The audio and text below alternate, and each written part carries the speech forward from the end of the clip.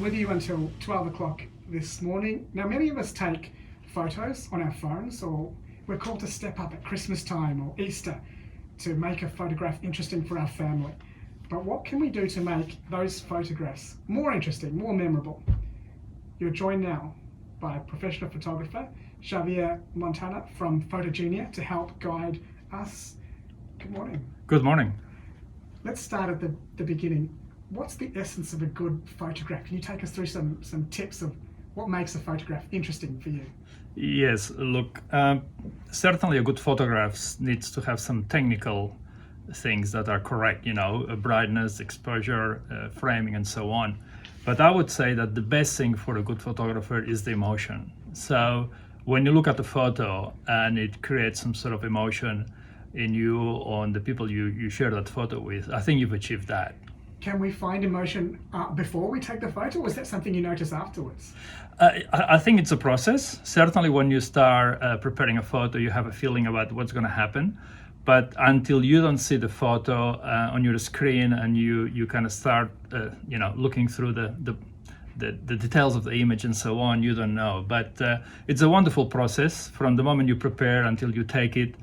And then you pop up this thing on the screen and you say, wow, or sometimes you get a bit disappointed if you don't get what you want, but that's, I guess, part of the game. Okay, so capturing emotion, sometimes emotion just lasts for a split second. Does that mean we should be doing rapid fire shooting so we can make sure we capture that one look on a person's face? That's an option today with the technology we have. However, it could be quite daunting going to take a photo and take 400 photos and trying to pick up one. That sometimes has to be done in a professional world.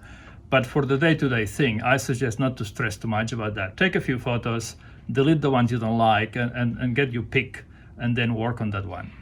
When we are trying to find emotion in the photograph, does that mean stop saying, all right, everyone, say cheese, and just capture them naturally when they're not looking? Look, sometimes can be done with the cheese, the traditional cheese, but sometimes myself, the photography I prefer is the candid shots, when you take photos of family, friends, or in a professional environment, even in professional situations or events. I love to take photos when people is doing their own thing and they don't have to be posing in front of the camera and doing anything. So that's my favorite situation, unless of course you take a headshot or professional portrait. That's another story. But for normal day-to-day photos, I prefer that sort of a candid situation. Okay, so you've given us a good first tip, is to capture emotion and be candid as well when possible. What's your second tip? One of the things I always recommend is to get close to the action. So sometimes our fair reaction is you take the camera from your machine or your telephone and you put it in front of you and you click. The first recommendation I do is just get close to your thing, because most of the times we lose a lot of the canvas around us, and getting close to the thing gives a much better perspective. Also, the angle is very important. Sometimes going a bit lower, a bit higher, left, right, it creates a different, special look to something that your normal eye wouldn't pick up. Now tell us a bit about angles, because I'm sure most of us just do it quite flippantly, stand up, go left, go right. But if you approach a subject from the bottom, it feels like they're more imposing. So that must create a different mood. Can you tell us about angles and how that changes the subject? Absolutely. If you go too low, you will make people look a little bit, I wouldn't say overweight, but on that side. So also it gives a position of power for the subject. So if you want to take a photo of somebody showing a bit of a power stand or something like that, certainly go low, because you will see how your overall body size and so on makes an impressive situation. But sometimes you can go at very high, very low.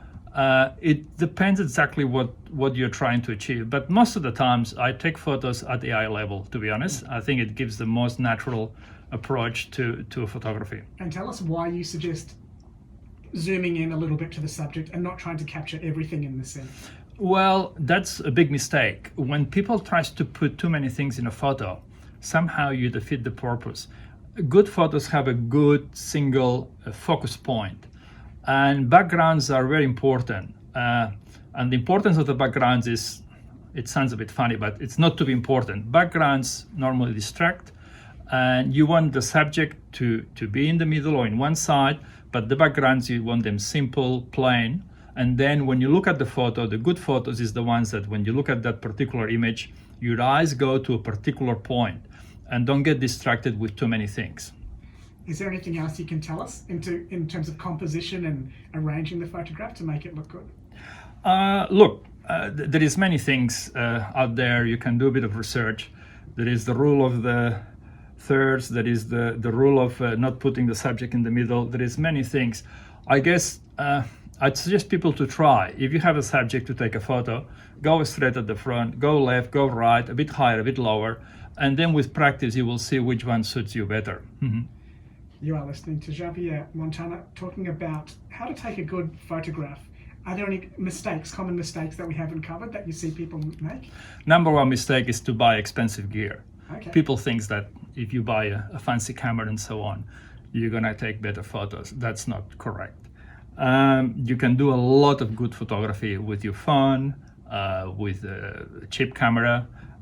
So that's the mistake that many people think that, okay, I'm gonna spend more money, I'm gonna get a better photo. The next thing is, as I said before, the angle. Don't point and shoot.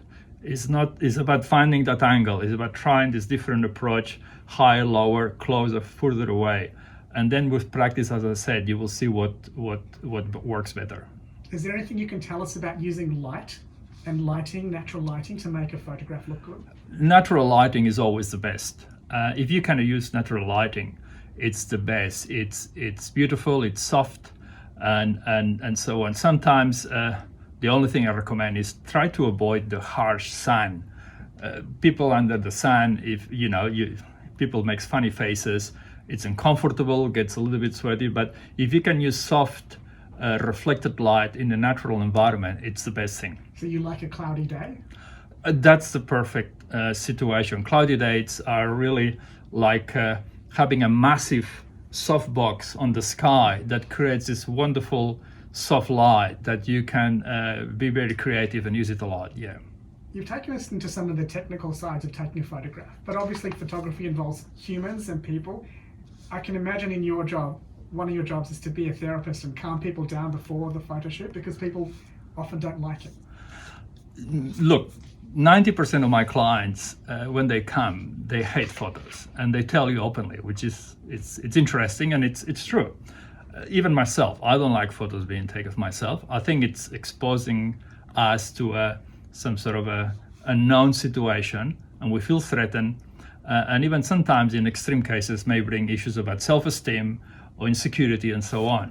So my main job as a professional photographer and taking professional photos is, for the first 3, 4, 5 minutes, it's to calm down and try to relax and feel comfortable that person coming to my studio. It's very important. Otherwise, people look stiff, tense, makes funny faces, look somewhere else. And as I said, calming people and trying to make them relax in those first 3 or 4 minutes is critical, because I don't have 2 days to spend with that person, so you have very limited time to achieve that. What if you're an amateur photographer? You've just been asked to take the Christmas photograph. It's quite hard to calm people down. Tell a joke, be funny, silly. What would you do in that situation? Yeah, sometimes you have to become I wouldn't say a bit of a clown, but you need to pump up people in a situation where you are going to get something interesting and engage people. Okay. Engagement is critical, yeah. Positive reinforcement, you guys are looking good, you're doing great, that kind of thing. To a certain degree. If you go too positive, too hard, people think that you're faking, yes, and you're not true. So you have to find that balance between giving some sort of a direction and guidance, and also to create some sort of a positive situation, yeah. What can you tell us about the different photography genres? You focus on headshots, is it? Yes, professional corporate photography, yeah. Corporate photography, but there's other styles, nature photography, street photography. Can you take us into the world of photography, the main different types, and perhaps if some types suit certain kinds of people? This is critical. If you are thinking about starting photography as a hobby, the main thing I recommend is try to find a subject, or not just a type of photography, but a subject that motivates you. If you like gardening, or if you like insects or wildlife or family, focus on taking photos that's something that you love, that you're engaged, that it makes you tick. And then put the foot down and go that way. When you look at, I don't know, I was checking the other day, Adobe, the big software giant, has identified 28 different types of photography. This is overwhelming, but in summary, I would say there is a few types of photography that I would recommend.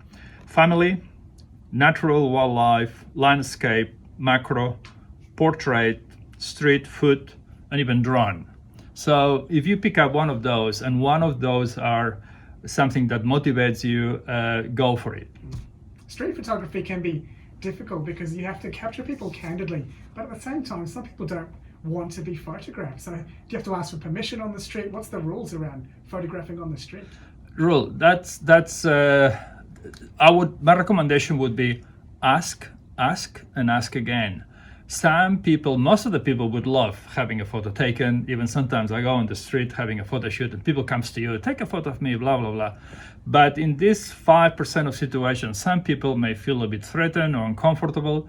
So if you're not sure about where or how to take a photo, go and ask, especially if you're overseas, where people have different cultures, different approach to situations like this. And you will find 95% of the times when you ask, people agrees, but it's always have this sort of etiquette. It's always good having this sort of a question and show permission to take the photo. I think I just come back from India, and there's so many beautiful photo opportunities on the street because of the colors and how it looks. And I found if I wanted to photograph someone, if they're a street vendor, if I bought something first, that makes it easier to take the photograph rather than just taking it. So buy something first. Absolutely. I've had the opportunity as well to take photos overseas, and when you are in a different situation, a different street, different culture, your eyes open and you see opportunities everywhere. And as you said, if you ask something, or you buy something, or you engage with that person, 99% of the time is going to be great, and you're going to have a great photo. In all these years of taking photographs of people, you must have learned something a bit more broadly about beauty. What is beauty? How do you make something beautiful? Can you share some of your insights from that search?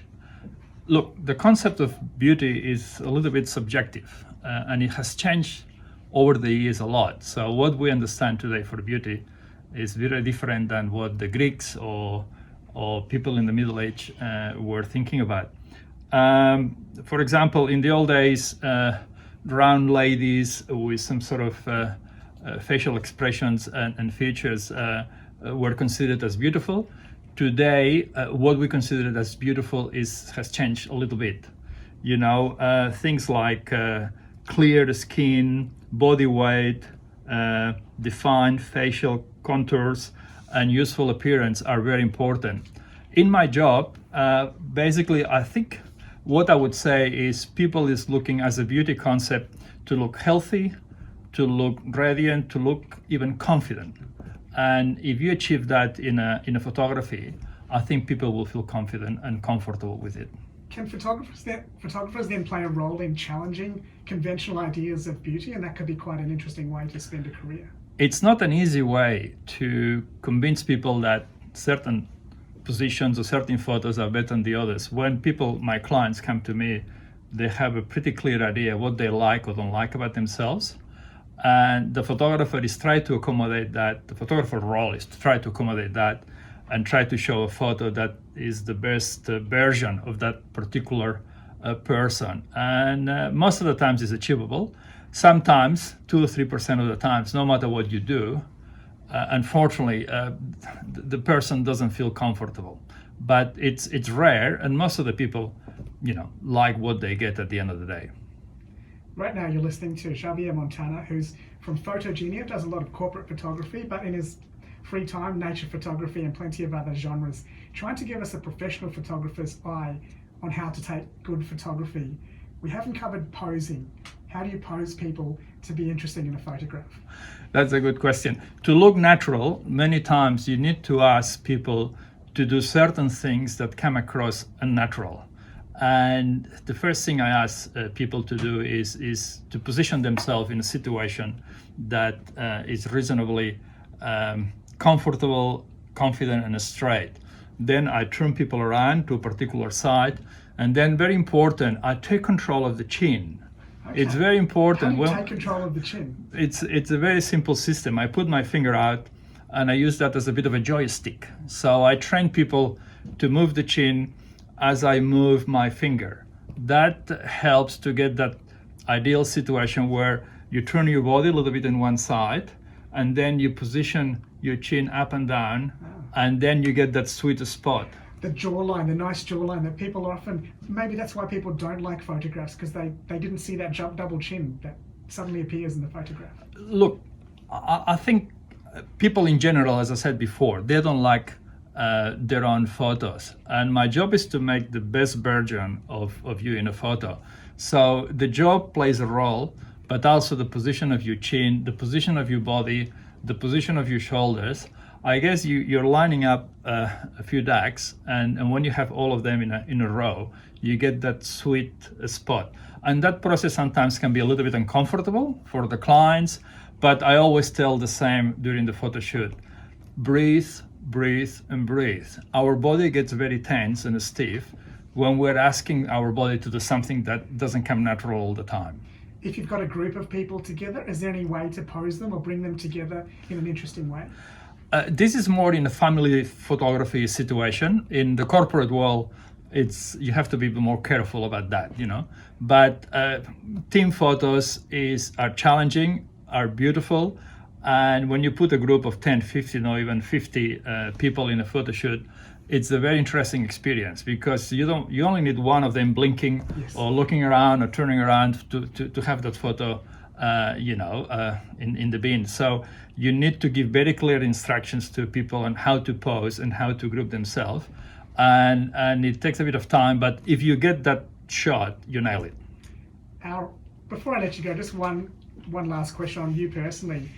This is not the easiest career. Any career in the arts isn't the easiest, like banking and finance. Is there anything that brought you to it in particular and has kept you in it all these years? Look, I've been doing that basically full-time for 4 or 5 years. My background is very different. I'm an economist, and I was in the corporate world for a few years.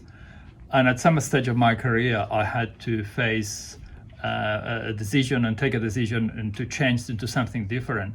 So it's a very different world. It's not easy to create a life or make a life out of photography. I remember I have 3 boys, and one of them, he told me one day, he said, "Dad, nobody makes money on photography. What are you doing?" So I had to prove him wrong. And the first year or so was a little bit soft. The second year was better. But interestingly, with COVID, my business took off. And since then, it's been just great. I love what I do. I live in Brisbane. All my clients are in Brisbane. I have a lot of repeat work and recommendations. And I have this dream job or dream business that is also my hobby. So what else can I ask? Normally it's the parent telling the son that they're not going to make a living in this career, but you had the opposite experience. My 3 boys are the best and more clear, sometimes critics of what I do, right, which I appreciate. And it's great to have a bit of a sounding board in the family to know what you're doing and how you're doing and how they see it. Yeah. Javier Montana is from Photogenia and has been joining you for some photo tips. Thank you for coming in today. Thank you for having me.